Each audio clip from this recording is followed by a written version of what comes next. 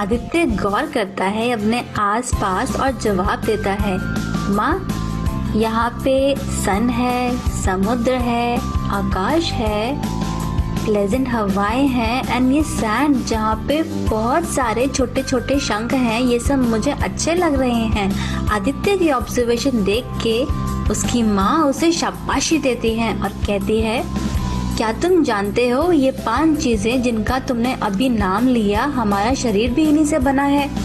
साथ ही आदित्य की माँ ने बड़ी ही इंटरेस्टिंग बात भी बताई।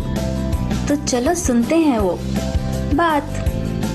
हमारे पैरों का हिस्सा जो धरती से जुड़ा रहता है, उनमें मुख्य तत्व है अर्थ यानी कि पृथ्वी।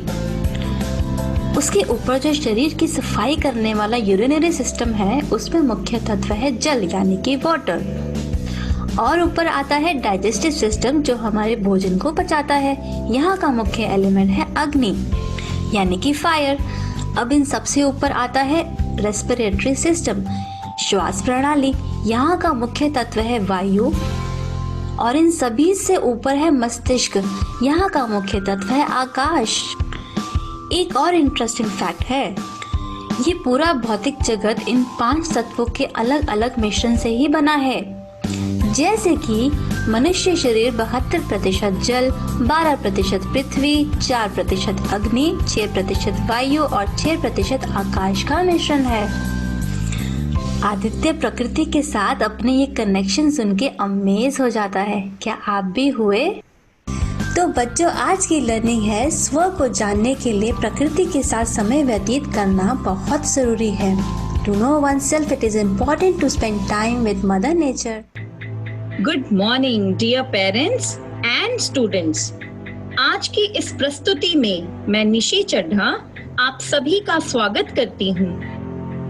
आज हम 5 एलिमेंट्स यानी 5 तत्वों पर चर्चा करने जा रहे हैं। हजारों वर्ष पूर्व जब पृथ्वी की सृजना हुई थी, तभी से इन 5 तत्वों का अस्तित्व है और आने वाले अगले हजारों वर्षों तक रहेगा। आपके मन में भी है जानने की उत्सुकता होगी कि आखिर इन 5 तत्वों में ऐसा क्या विशेष है जिस कारण ये अमर कहलाते हैं। इस सृष्टि के सृजनहार ईश्वर ने प्रथम जिस शब्द का उच्चारण किया था, वह शब्द है ओम। जब हम सभी मनुष्य पूर्ण भक्ति भाव से इस शब्द का उच्चारण करते हैं, तब परम पिता परमात्मा प्रसन्न हो हमें अच्छा शारीरिक, मानसिक और आध्यात्मिक स्वास्थ्य प्रदान करते हैं। परंतु कभी हमने ये विचार किया है कि ओम शब्द के उच्चारण से उत्पन्न ध्वनि आखिर जाती कहाँ है? इस ध्वनि को सम्मिलित करने के लिए ही ईश्वर ने सबसे सूक्ष्म और प्रथम तत्व बनाया है आकाश। जिस प्रकार आकाश की विशालता का कोई अंत नहीं है, उसी प्रकार मनुष्य को अपना हृदय असीम प्यार और मिलनसारिता जैसे गुणों से भर लेना चाहिए, जिसमें सभी के लिए केवल स्नेह भरा हो। इसी तत्व से बाकी अन्य तत्वों की भी उत्पत्ति हुई है। दूसरा तत्व है वायु। जैसा कि हम जानते ही हैं कि सभी को जीने के लिए सर्वप्रथम वायु तत्व की आवश्यकता होती है, जिसके अभाव में हम जीवित रहने की कल्पना भी नहीं कर सकते। इसी कारणवश हमारे पूर्वज इसे वायु के रूप में पूजते थे। वायु तत्व पूरे विश्व में बिना किसी भेदभाव के विद्यमान है। ठीक उसी प्रकार प्रत्येक मनुष्य को भी बिना किसी पक्षपात के, चाहे कोई अमीर, गरीब, काला, गोरा या किसी भी जाति धर्म से संबंधित हो, सभी को पूरा आदर और सम्मान देना चाहिए। तीसरा तत्व अग्नि, जो ईश्वर के तेज का विश्व व्यापी प्रतीक है, प्रकाश और पवित्रता को दर्शाता है। इसे अग्निदेव भी कहते हैं। अग्नि खुद को जलाकर सभी को प्रकाश देती है, अंततः प्रकाश का प्रतीक कहलाती है। यह ज्ञान का प्रतीक है जो मनुष्य के अंदर पल रहे घृणा, ईर्ष्या, लोभ आदि दुर्गुणों को भस्म कर सद्गुणों को जागृत करती है। जिस प्रकार अग्नि सदैव ऊपर की ओर ही जाती है, उसी प्रकार हम सभी को अपने विचारों और आदर्शों को ऊपर की ओर ही उत्कृष्ट करना चाहिए। अब बात करते हैं जल तत्व की। जिस प्रकार वायु के बिना जीवन की कल्पना भी नहीं की जा सकती, उसी प्रकार मनुष्य जल के बिना भी ज्यादा देर तक जीवित नहीं रह सकता। इसी कारणवश इसे अमृत के समान माना गया है। जल हमें निरंतर आगे बढ़ने की प्रेरणा देता है। उसी प्रकार हमें मन में समान रूप से सहायता करने का भाव रखते हुए बिना रुके आगे की ओर बढ़ते रहना है। जल धारा नीचे बहने में जरा सा भी संकोच नहीं करती और जिस प्रकार फलदार टहनियां ही नीचे की ओर झुकती हैं, उसी प्रकार हमें अपना आचरण विनम्र और शीतल बनाना चाहिए। अंतिम तत्व है पृथ्वी, जिसकी भारत देश में भूदेवी या धरती माता कहकर पूजा की जाती है, जिसकी वजह से हमारा जीवन चलता है और जिस तत्व की वजह से हमें शक्ति और भोजन की प्राप्ति होती है। हल चलाने, हल्की एवं भारी गाड़ियां चलाने जैसी कई क्रियाएं धरती पर की जाती हैं, पर धरती माँ बिना कुछ कहे सब सहती है, जिससे हमें सहनशीलता एवं उदारशीलता जैसे गुणों का ज्ञान प्राप्त होता है। जैसा कि हम सभी ने जाना कि आकाश, वायु, अग्नि, जल और पृथ्वी के मेल से इस ईश्वर ने इस पूरे ब्रह्मांड की रचना की है, जिसका अंश मनुष्य भी है। 5 तत्वों का यह खूबसूरत मिश्रण जितना सृष्टि के रूप में है, उतना ही मनुष्य के अंदर भी है। यह सच है कि भगवान हमें प्रत्यक्ष रूप से दिखाई तो नहीं दे सकते, परंतु उनका रूप हमें इन 5 तत्वों में देखने को मिलता है। वैसे तो हमारा पूरा शरीर ही इन 5 तत्वों से सराबोर है, लेकिन फिर भी ईश्वर द्वारा इसे बड़ी निपुणता से मानव शरीर में विभाजित किया गया है। शरीर का सबसे ऊपर का भाग यानी मस्तिष्क आकाश तत्व से संबंधित है। जिस प्रकार आकाश की कोई सीमा नहीं होती, उसी प्रकार मनुष्य की सोच भी असीमित होती है। हमारी आत्मा का स्वरूप दर्शाता है आकाश तत्व, जो हमारी 2 भ्रुकुटी के ठीक मध्य में विद्यमान होती है।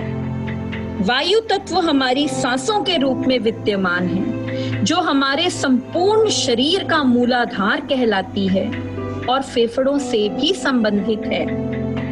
अग्निदेव का संबंध शरीर के मध्य भाग पेट से है, जो हमारी पाचन शक्ति में सहायक होता है।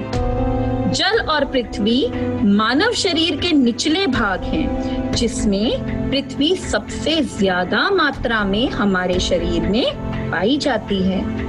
मिट्टी से बना शरीर आखिरकार 5 तत्वों में ही विलीन हो जाता है।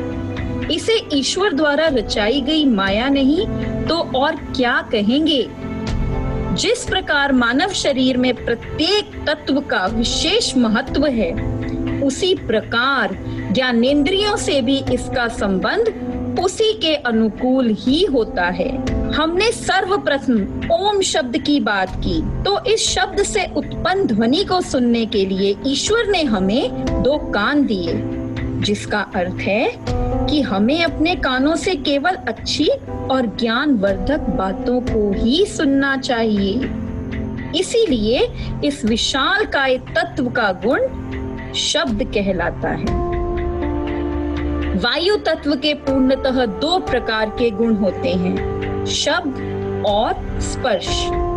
सांस अंदर लेने से बाहर छोड़ते समय तक हम इसे देख तो नहीं सकते, इसलिए ईश्वर ने हमें त्वचा दी, जिसके छूने मात्र से हमें उसका अनुभव हो जाता है। शब्द, स्पर्श एवं रूप अग्नि तत्व के 3 गुणों में शामिल हैं, जिससे सुनने और महसूस करने के साथ साथ हमें इसे प्रत्यक्ष रूप में भी देखने को मिलता है, जिस कारण हम 2 आंखों द्वारा जीवन की प्रत्येक गतिविधि को पूर्ण रूप से देख सकते हैं। इतने तत्वों को देने के बाद भी प्यारे बच्चों, जब भगवान को कुछ कमी लगी तब उसने जल तत्व को मनुष्य की जीवा रूपी ज्ञानेंद्रिय के साथ जोड़ दिया। इसलिए हमें चाहिए कि हम सभी शाकाहारी भोजन का सेवन करें, दूध, दही जैसी प्रकृति द्वारा दी गई अमूल्य चीजों को ग्रहण कर अपने आचरण को शुद्ध बनाएं और केवल मीठी वाणी को ही अपने जीवन का लक्ष्य बनाकर शब्द, स्पर्श, रूप के साथ साथ रस, जो जल तत्व के गुण हैं, उन्हें पूर्णतः सार्थक बनाएं। आखिरी तत्व है पृथ्वी, जिसके गुण शब्द, रूप, स्पर्श, रस एवं गुण हैं। गंध का हमारी नाक इंद्रिय से संबंध होता है, जिस कारण हमें चाहिए कि हम ज्यादा से ज्यादा पूजा पाठ, प्रार्थना और हवन सामग्री का प्रयोग कर वातावरण को सुगंधित बनाने में अपना योगदान दें। ईश्वर के इतना कुछ देने पर भी निसंकोच हम मनुष्यों ने प्रकृति की इस अनमोल धरोहर को हर प्रकार प्रताड़ित ही किया है। क्या कभी इसका विचार हमारे मन में आया है? शायद नहीं। नदियों में कूड़ा करकट फेंककर उसे दूषित किया जाता है।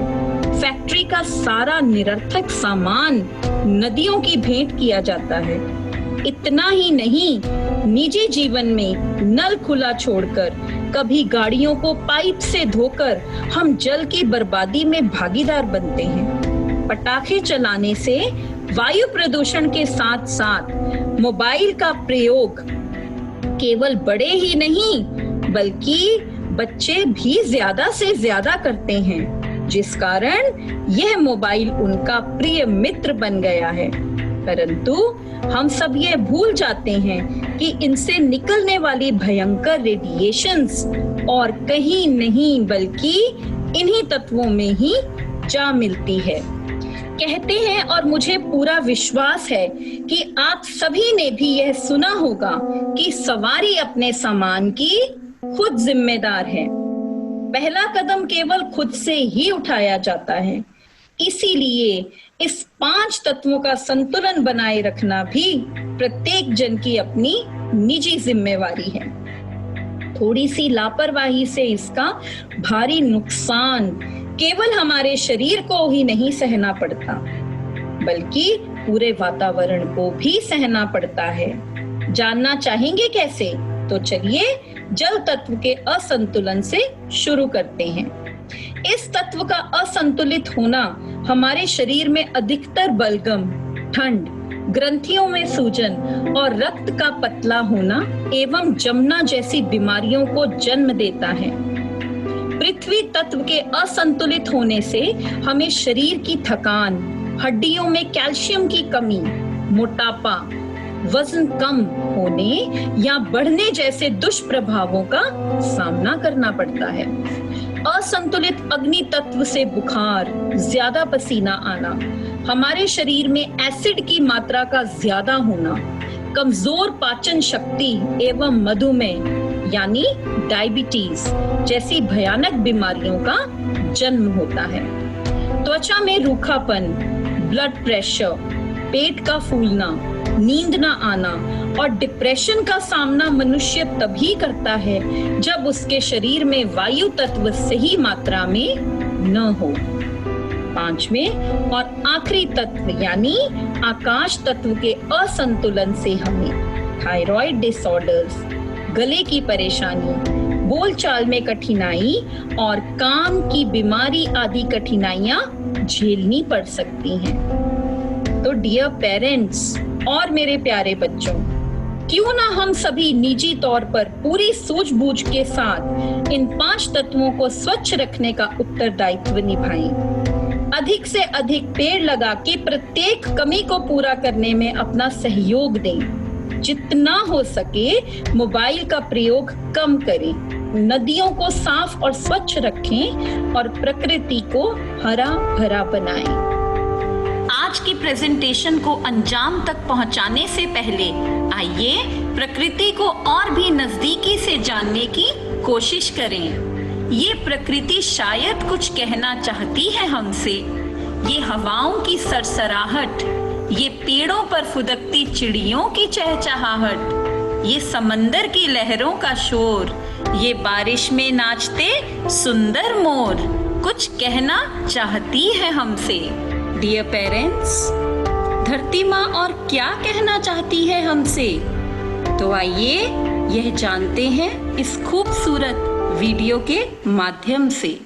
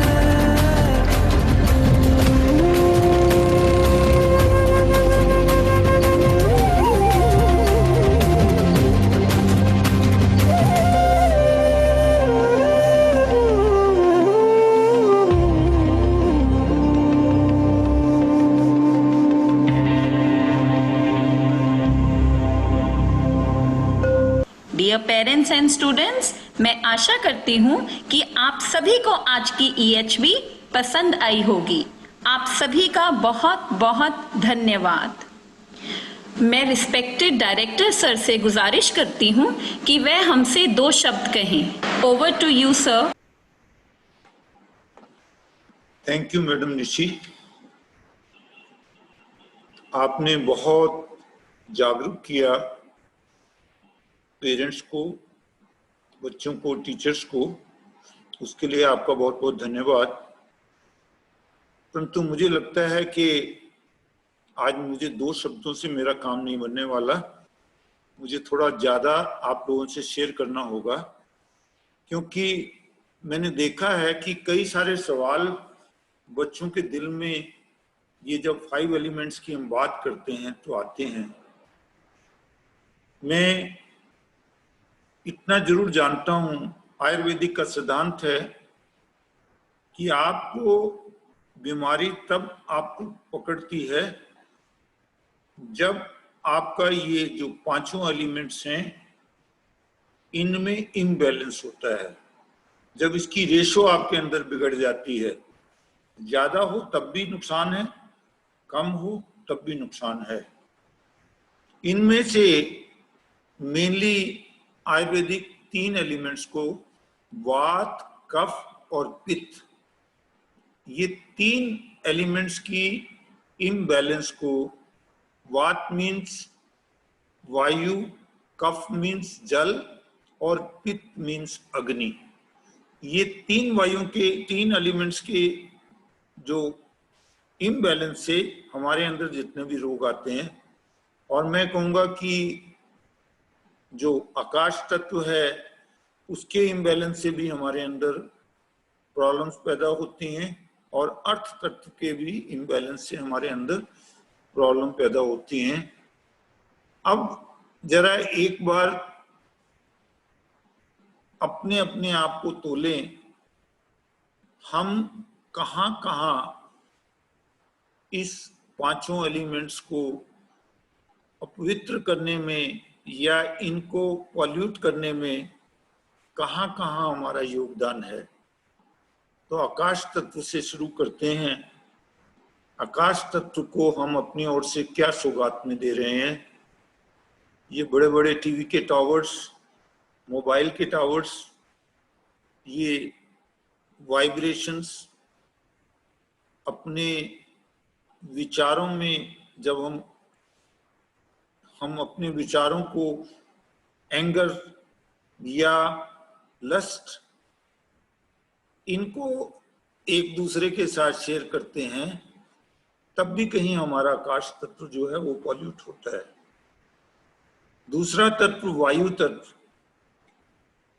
हम प्योर ऑक्सीजन लेते हैं, उस ऑक्सीजन का इस्तेमाल करते हैं और वापसी में उसको कार्बन डाइऑक्साइड बनाकर वापस भेज देते हैं। यानी प्योर लेते हैं और इम्प्योर कर कर उसको वापस भेज देते हैं। अग्नि तत्व की बात करें तो जितनी भी गाड़ियां का इस्तेमाल हम करते हैं, गाड़ियों के पेट्रोल के धुएं से, डीजल के धुएं से, और हमारा जो लकड़ियों को जलाने से, सभी से जो हमारा वातावरण है, जिसको आज हम ग्लोबल वार्मिंग का नाम देते हैं, वो अपवित्र हो रहा है, वो दूषित हो रहा है, बढ़ रही है ग्लोबल वार्मिंग। उससे हमारे ग्लेशियर पिघल रहे हैं, समुद्र का जल तल बढ़ रहा है। चौथा आए जल तत्व, प्योर वाटर हम लेते हैं और उसको यूरिन के तौर पर वापस पृथ्वी को दे देते हैं। और 5वां प्योर फूड हम खाते हैं और उसको हम पॉटी के रूप में बाहर दे देते हैं। तो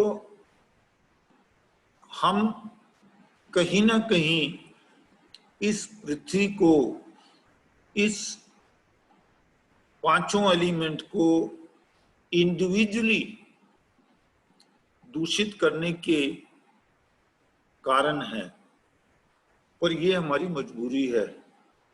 क्या हम प्योर ऑक्सीजन ना लें? क्या ये हमारे बस में है कि ऑक्सीजन लेके हम कार्बन डाइऑक्साइड छोड़ते हैं? क्या अब हम मोबाइल का इस्तेमाल ना करें? इसकी वाइब्रेशन जो आकाश तत्व को पॉल्यूट कर रही है, क्या हम इससे अपने आप को बचा सकते हैं?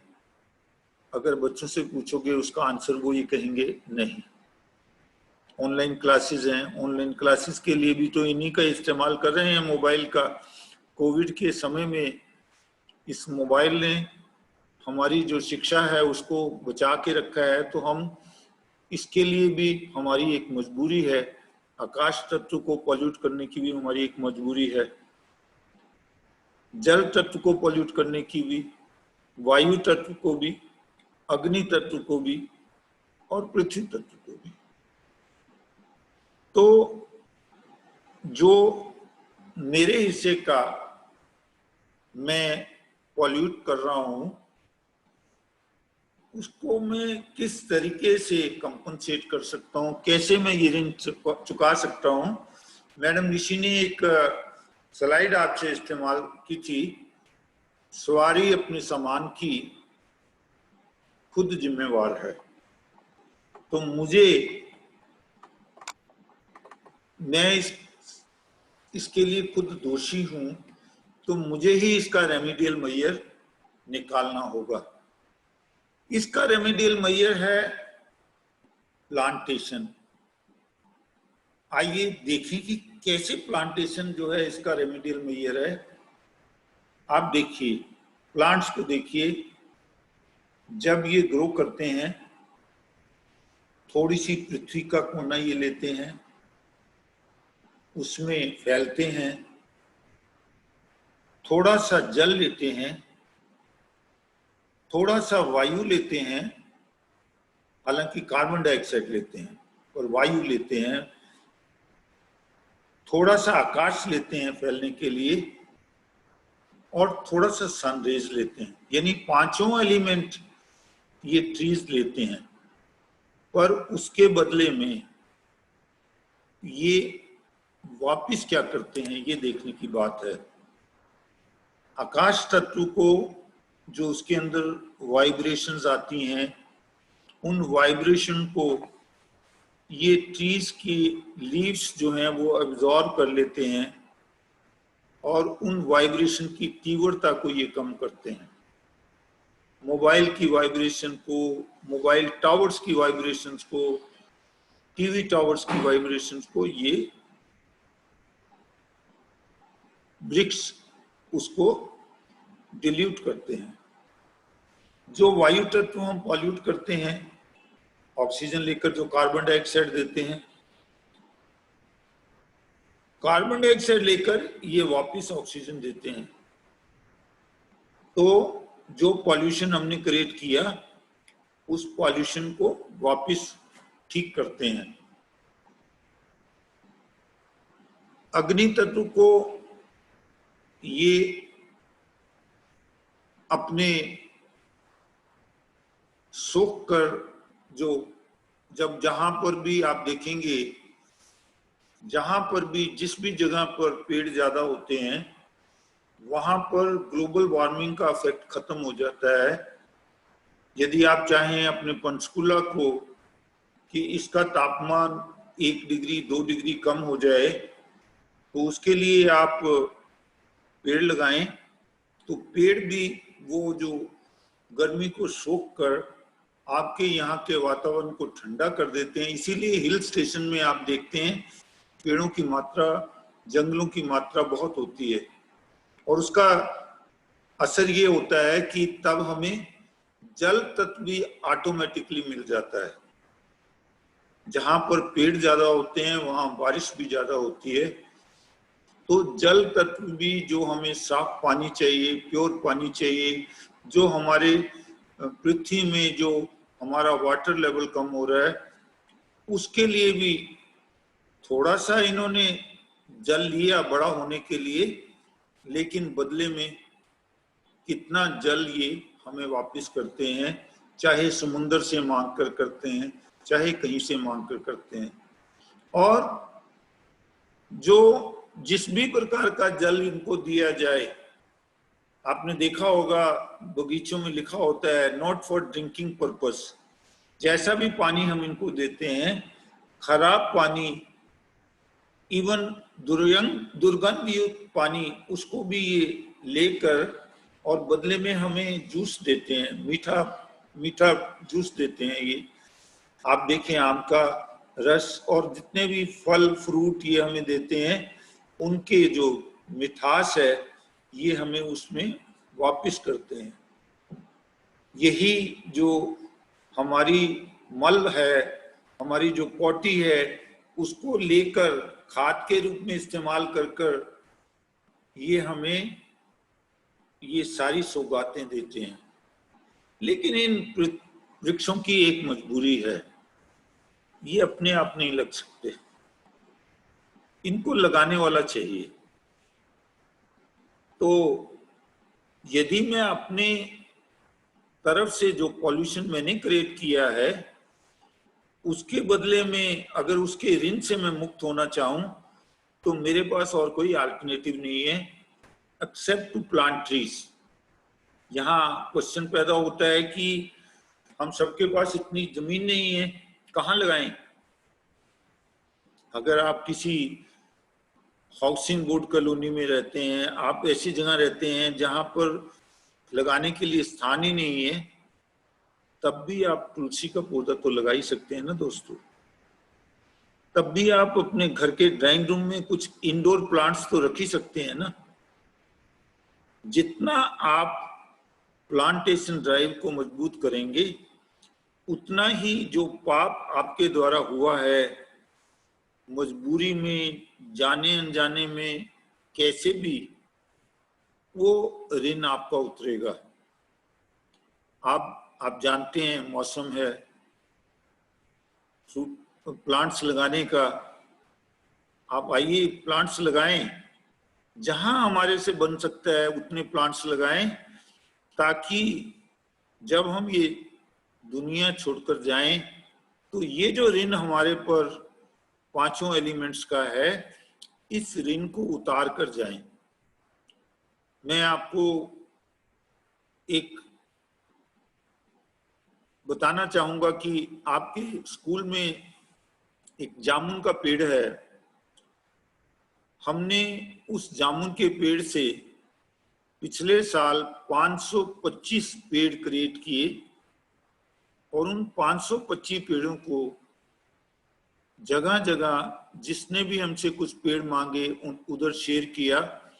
उससे पिछले साल हमने 10,000 नींबू के प्लांट्स लेकर बाकी स्कूलों के साथ, बच्चों के साथ, आपके साथ उनको शेयर किया कि वो जहां लगेंगे तो उसके लगने से जो पॉल्यूशन कम होगा, उससे हमारा ये ऋण उतरेगा। आज हमने, आपको ये जानकर खुशी होगी कि 3,000 के करीब जामुन के पेड़ नए डेवलप किए हैं। अभी उनमें वो प्लांट उसमें से निकलेगा, लेकिन उसमें अभी प्लांट्स निकल गए हैं। 300-400 प्लांट्स हम निकाल चुके हैं। तो इन 300-400 प्लांट्स को हमने इस्तेमाल किया। और ये जो जामुन है, ये हमें भगवान की तरफ से ऐसी सौगात है। जो जामुन का टेस्ट है, हमारे स्कूल के जामुन के पेड़ का टेस्ट, वो जितने भी वैरायटी के जामुन आपको मार्केट में अवेलेबल है, उनमें सबसे बेस्ट है। तो जब मैं ये इमेजिन करता हूँ कि जहाँ ये पेड़ लगेंगे, जब ये जामुन देना शुरू करेंगे, शायद 5 साल, 5.5 साल के बाद, जब कोई वो जामुन खाएगा, उसके बदले में जो गुड वाइब्रेशन उससे निकलेंगी, उसमें भी कहीं ना कहीं हमारा शेयर होगा। तो इमेजिन कीजिए प्लांटेशन कितना जरूरी और कितना फायदेमंद सौदा है। अगर आपकी बड़ा प्लांट पेड़ लगाने की कोई मजबूरी हो तो छोटा सा प्लांट, छोटा सा किचन गार्डन उसमें लगाकर आप जो ये ऋण है 5 एलिमेंट्स का उसको चुका सकते हैं। तो डियर पेरेंट्स, आप खुद भी ऐसा करें और इन बच्चों में भी ये हैबिट इनकलकेट करें।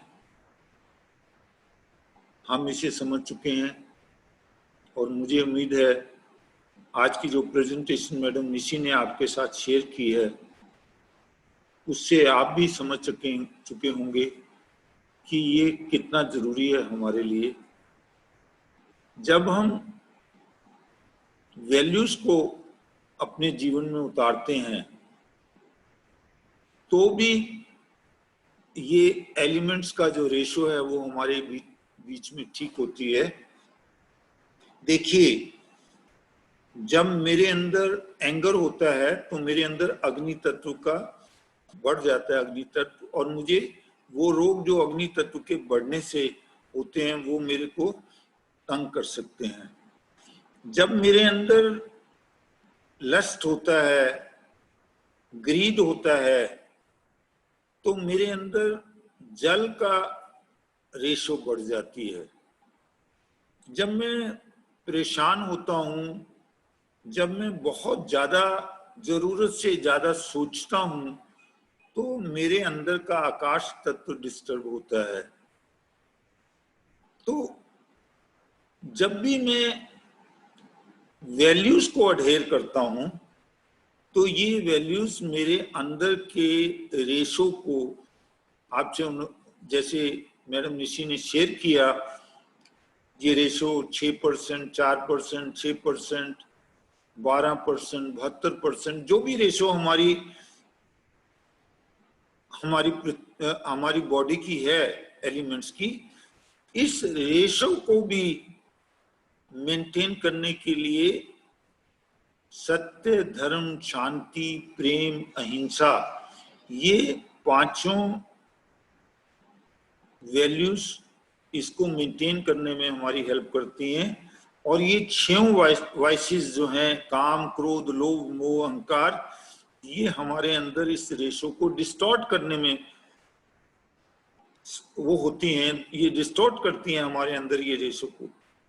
तो चॉइस आपकी है, आप किस तरीके से अपने अंदर ये रेशो को बराबर मेंटेन कर सकते हैं, किस तरीके से आपका ऋण आपने चुकाना है।